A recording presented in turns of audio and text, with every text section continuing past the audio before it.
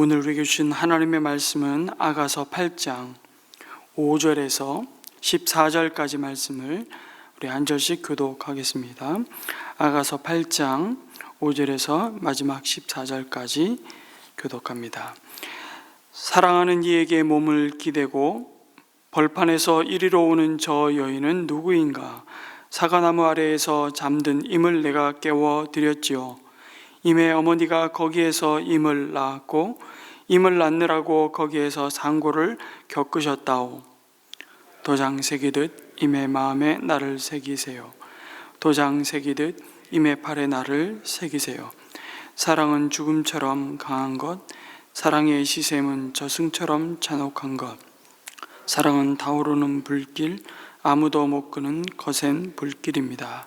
바닷물도 그 사랑을 불길 끄지 못하고 강물도 그 불길 잡지 못합니다. 남자가 자기 집 재산을 다 바친다고 사랑을 얻을 수 있을까요? 오히려 웃음거리만 되고 말겠지요. 우리 누이가 아직 어려서 가슴이 없는데 청혼이라도 받는 날이 되면 누이에게 우리가 무엇을 해야 하나? 누이가 우아한 성벽이라면 우리가 은으로 망대를 세워주고, 누이가 아름다운 성문이라면 우리가 송백 널빤지로 입혀주마. 나는 성벽이요 나의 가슴은 망대 같습니다. 그래서 그가 날 그토록 좋아합니다. 솔로몬은 바알 하몬에 포도밭이 있습니다. 그는 그 포도원을 소작인에게 주었지요. 사람마다 도조를 은 1000세겔씩 바치게 하였습니다. 나에게도 내가 받은 포도밭이 있습니다. 솔로몬 임금님 1000세겔은 임금님의 것이고 200세겔은 그 밭을 가꾼 이들의 것입니다. 동산 안에서 사는 그대, 동무들이 귀를 기울이니 그대의 목소리를 들려주오. 임이여 노루처럼 빨리 오세요. 향내에 그윽한 이 산의 어린 사슴처럼 빨리 오세요. 아멘. 네, 오늘 아가서 8장 6절에서 7절은 아가서의 가장 절정이고 핵심 구절이라 말할 수 있습니다.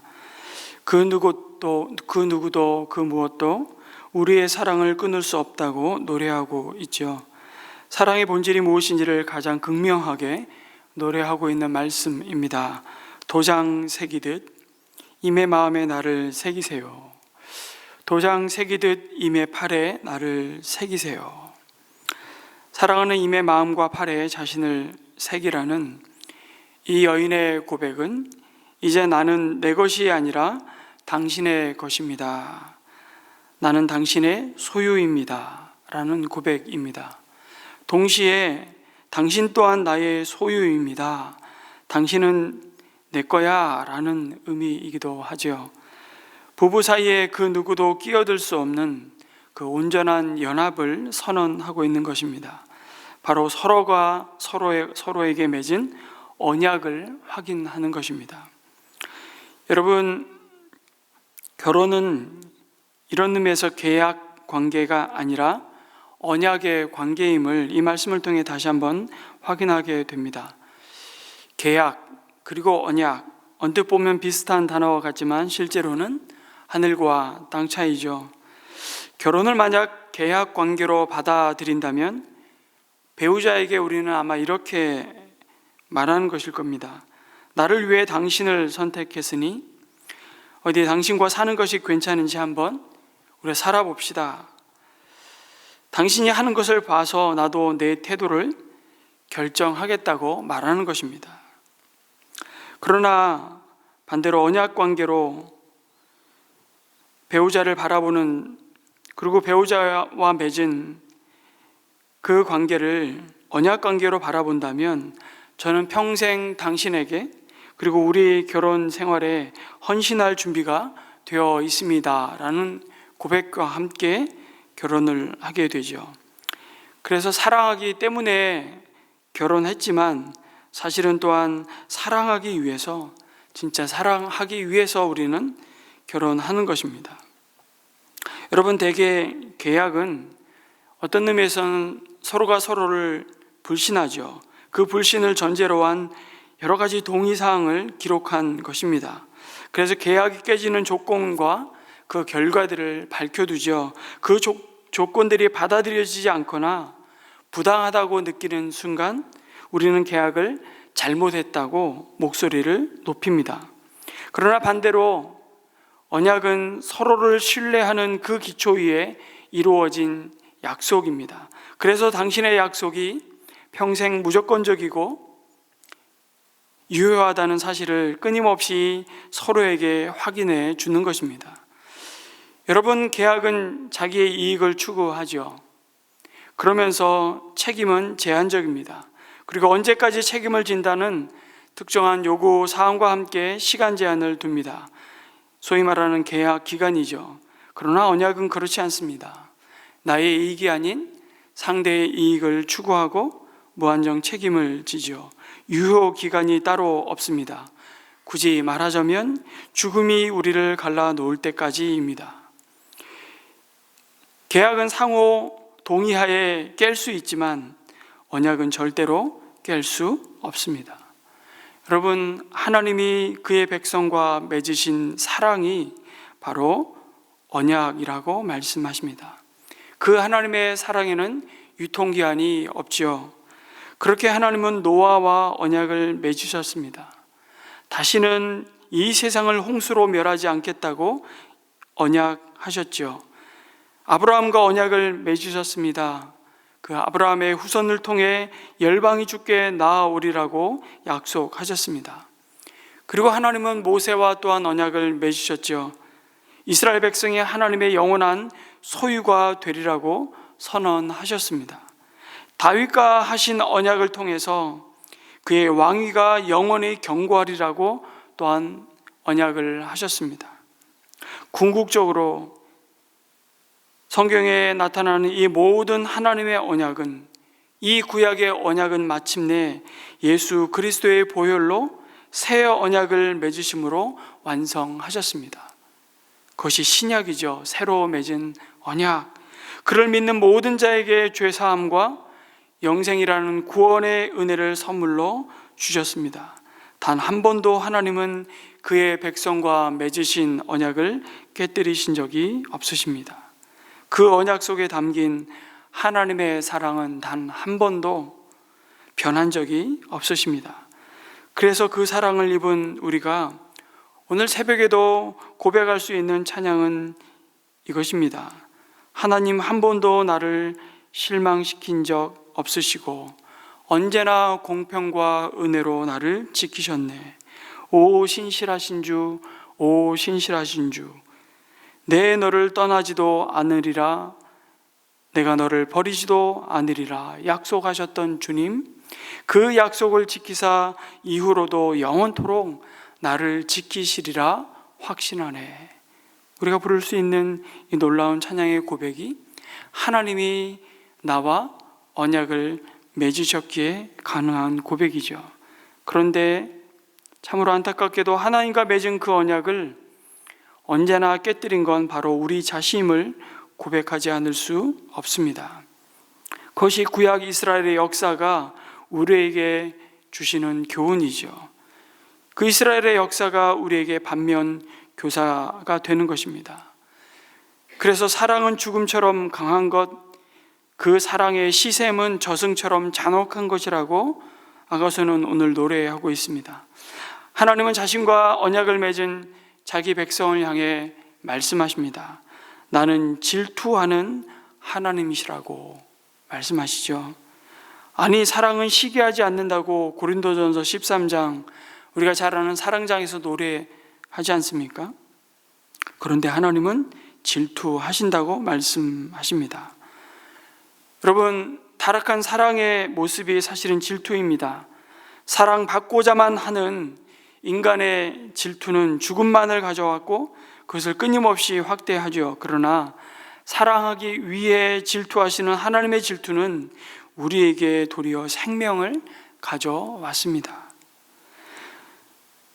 질투라고 다 같은 질투가 아니죠. 이 사랑이 누구를 위한 사랑이냐고 하는 것입니다. 사랑은 질투하지 않는다고 할 때는 사실 나를 위해서 질투하지 않는 거예요. 그 질투는 결국 나를 죽이기 때문입니다. 나의 이기적인 욕망만을 채우기 위해 이용하는 사랑이기 때문입니다. 남이 잘 되는 꼴을 보느니 같이 죽자. 질투하는 사람은 남의 행복을 자기의 불행으로 여기죠. 남의 성공을 자기의 실패로 바라봅니다. 남의 축복은 자기의 저주와 같은 것입니다. 그러나 사랑은 질투하는 것이라고 말할 때는 그 사랑은 너를 위해서 질투하는 것입니다. 하나님은 우리를 위해서 질투하신다고 말씀하십니다. 우리의 행복을 위해서. 그리스도는 우리를 얻기 위해 질투하시는 성자 하나님이십니다. 그렇게 우리를 얻기 위해서 질투하시는 그 사랑은 그 자신을 온전히 우리를 위해 내어주는 사랑임을 보게 되죠. 십자가의 사랑은 여러분 질투하는 사랑입니다. 얼마나 질투했길래 하시길래 당신 자신 전부를 내어주십니까? 우리는 기억해야 합니다. 하나님 그분 자신을 위해서가 아니라 우리를 위해서 질투하시는 그 질투를 이해하지 못하면 우리는 그 사랑을 이해하지 못하게 되는 것입니다.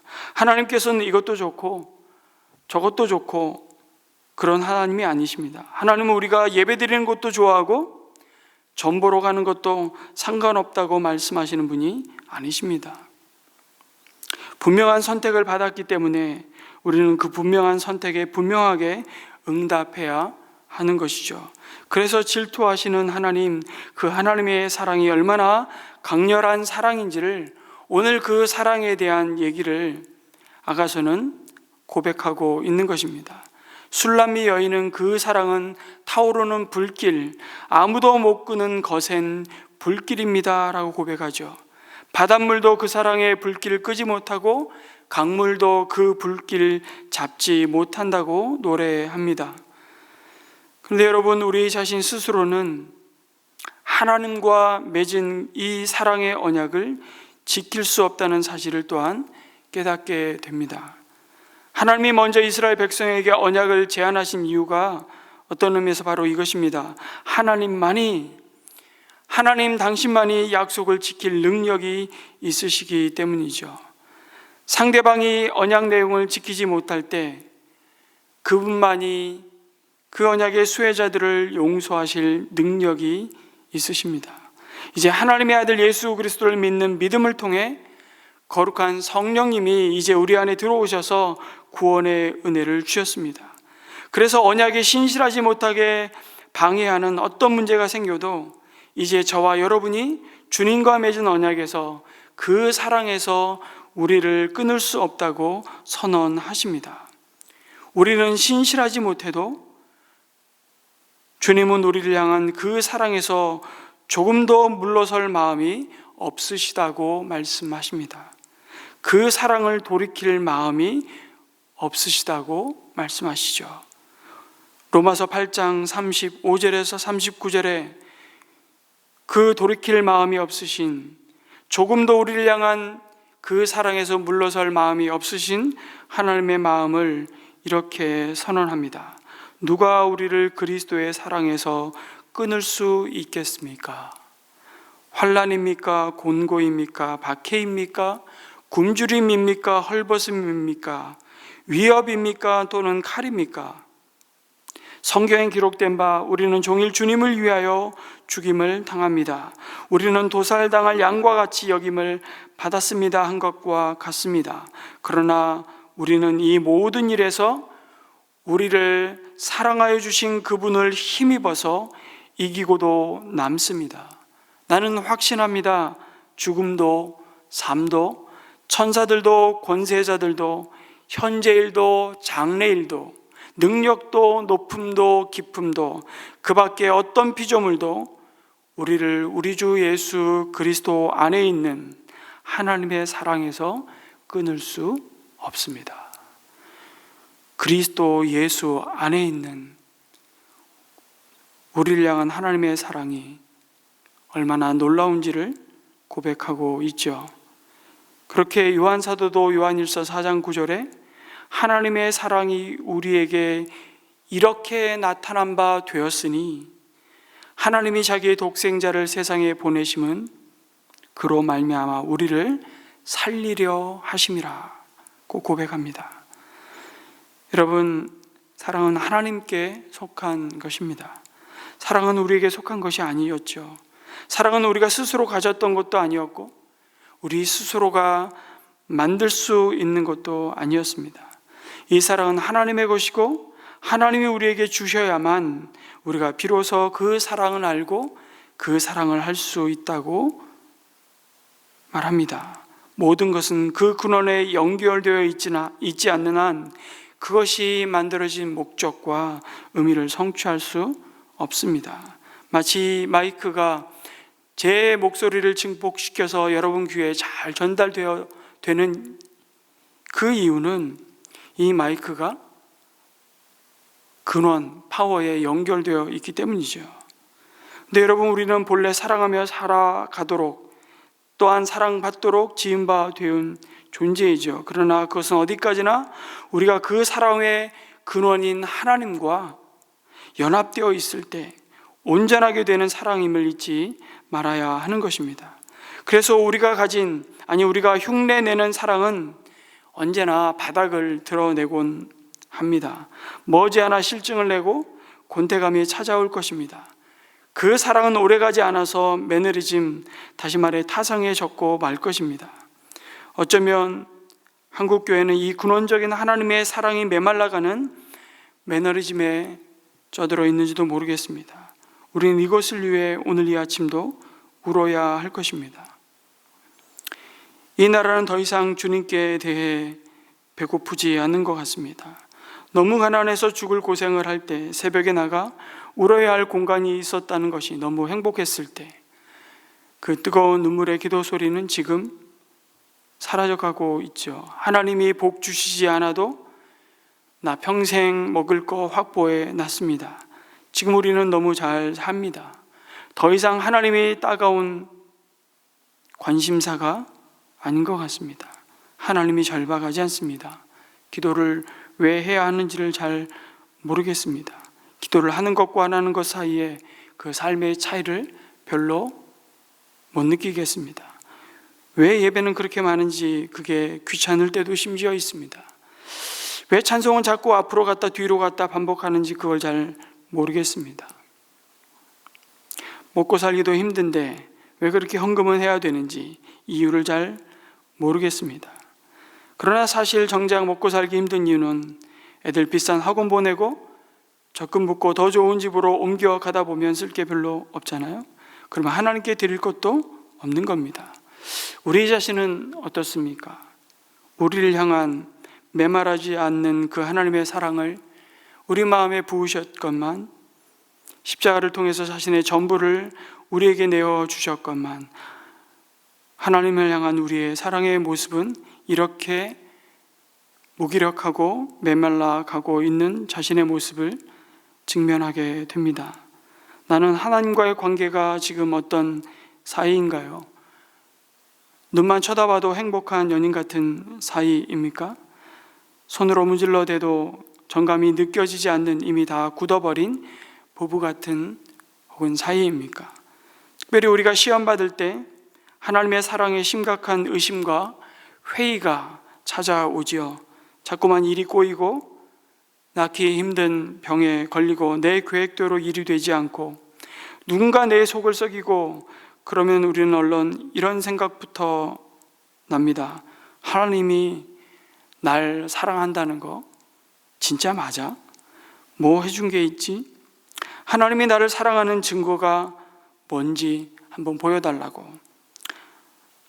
한 번에 내 자식이 대학에 들어가게 해주셨나? 내가 기도할 때 감기라도 한번 낫기를 했나? 내가 얼마나 새벽마다 열심히 기도를 했는데 하나님이 협조를 잘 안 한 것 같은 서운함이 쌓여갑니다. 하나님에 대한 깊은 서운함을 가지고 있는 것은 어떤 면에서 지금 하나님을 향한 그 사랑이 메말라가고 있다는 반증일 것입니다. 그것이 바로 신앙생활의 매너리즘에 빠져있는 우리의 모습은 아닐까. 사랑을 잃어버리면 하나님을 경외함을 잃어버리고요, 그 하나님을 경외함을 잃어버리면 순종을 잃어버리고, 그 순종을 잃어버리면 하나님으로부터 오는 그 사랑이 부어주시는 축복을 우리는 잃어버리게 되죠.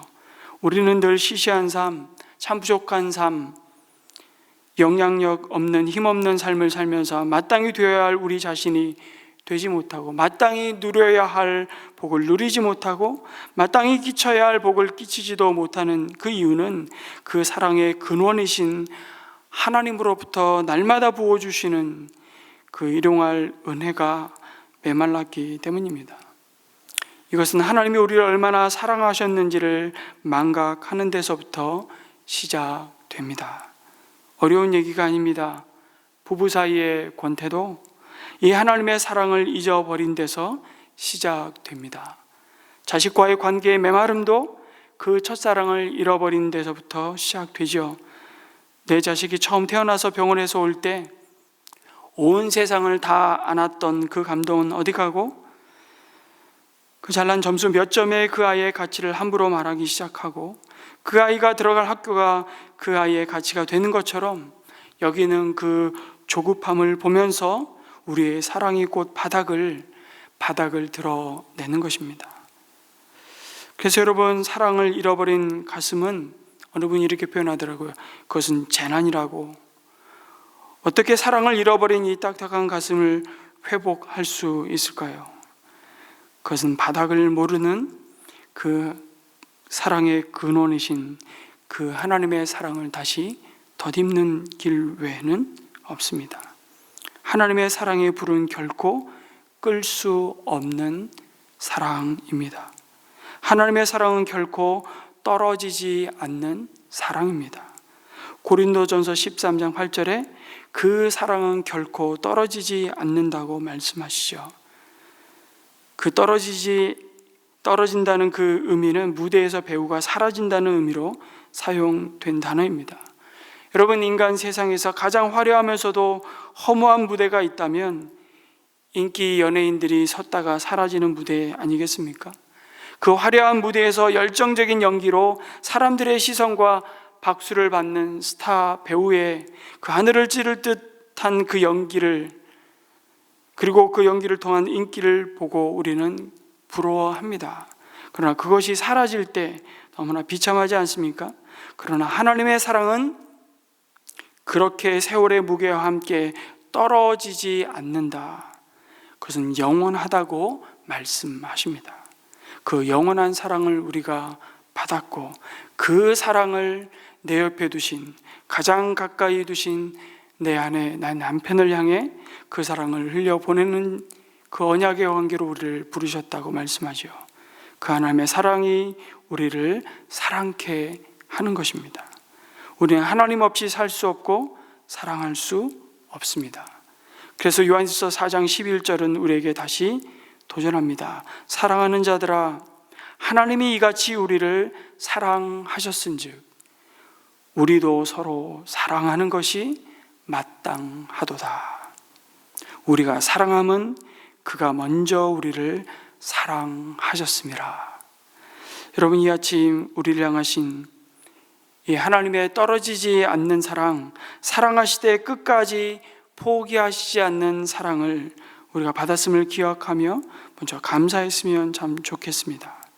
아직 그 사랑에 대한 확신과 믿음이 없다면 나를 위해 예수 그리스도를 내어주시기까지 사랑하신 그 하나님의 사랑을 부어주시기를 기도하시기 바랍니다. 그리고 우리가 그 하나님의 사랑을 가진 자로 마땅히 우리도 사랑해야 할 그 자리에 설 수 있는 용기와 헌신과 믿음을 주시기를 이 아침 함께 기도하기를 주님의 이름으로 축복합니다.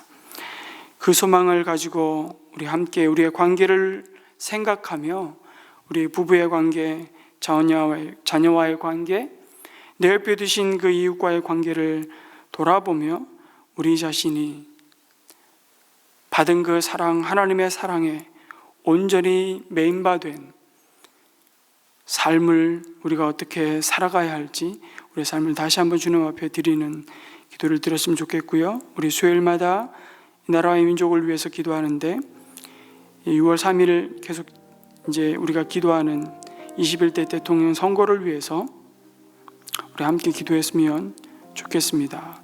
혼란의 시기를 잘 극복하고 미래로 나아가는 지혜로운 국민들이 되게 하시고, 정치인들이 책임과 그 직책의 무게를 인식하고 진정성 있는 태도를 갖게 하여 주시고, 한국교회 모든 성도가 하나님께서 기뻐하시는 선한 역할을 감당할 수 있게 해달라고 이 나라의 민족과 한국교회를 위해서도 함께 중보하고 개인의 기도를 이어가도록 하겠습니다. 기도합니다.